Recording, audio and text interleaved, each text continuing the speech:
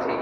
আমরা স্থলে ঘোড়ার উপরে চড়ি, উটের উপরে চড়ি, গাড়ির উপরে চড়ি। এই যে গাড়ির ইঞ্জিন বানাইছি আমরা, এটার মেধা দিয়েছে কে? আবার সাগরের মধ্যে আমরা নৌযান, জলযান, বড় বড় জাহাজ নিয়ে এক মহাদেশ থেকে আরেক মহাদেশ যাই, এক দেশ থেকে মালামাল গুলো আরেক দেশে পাঠাই। সাগরের ভেতরে নৌকা গুলোরে ধরে রাখলো কে?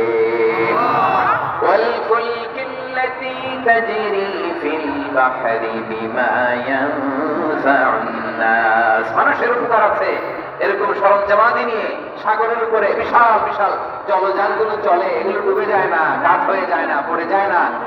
এগুলোকে স্থিতিস্থাপকতাকে ঠিক করে রাখলো কে? আপনারা জাহাজ দেখেছেন? জাহাজ, হ্যাঁ, বাড়ি চট্টগ্রাম হইলে দেখতে পারতেন, দেখছেন? বিশাল বিশাল জাহাজ, বিশাল জাহাজ মালামাল নিয়ে এক মহাদেশ থেকে আরেক মহাদেশে যায়। গত মাসে আমার জাপান সফর ছিল। এই যে বাংলাদেশে যে গাড়িগুলো চালান, বেশিরভাগ গাড়ি আসে কিন্তু জাপান থেকে। হাজার হাজার গাড়ি একটা জাহাজ বহন করতে পারে, হাজার হাজার গাড়ি। এটা সাগরের মধ্যে ভাসাইলো কে? সবাই বলুন, ভাসাইলো কে?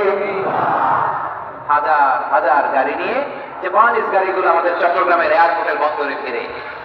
যুক্তরাষ্ট্রে আমি দেখেছি বিশাল বিশাল জাহাজ। আপনারা টাইটানিক জাহাজের নাম শুনেছেন? টাইটানিকেরও 8 গুণ 10 গুণ বড়। সুবহানাল্লাহ কইবেন না? টাইটানিক জাহাজের 8 গুণ 10 গুণ বড় একটা জাহাজ আছে, আইকন অফ দ্য সি, আমি দেখে এসেছি। রয়্যাল ক্যারিবিয়ান দেখে এসেছি। সাগরের সামনে জেটিতে যখন দাঁড়ালাম, জাহাজটা যখন যায়, আমার মনে হচ্ছে একটা শহর, গোটা শহর, the entire city is floating on the water.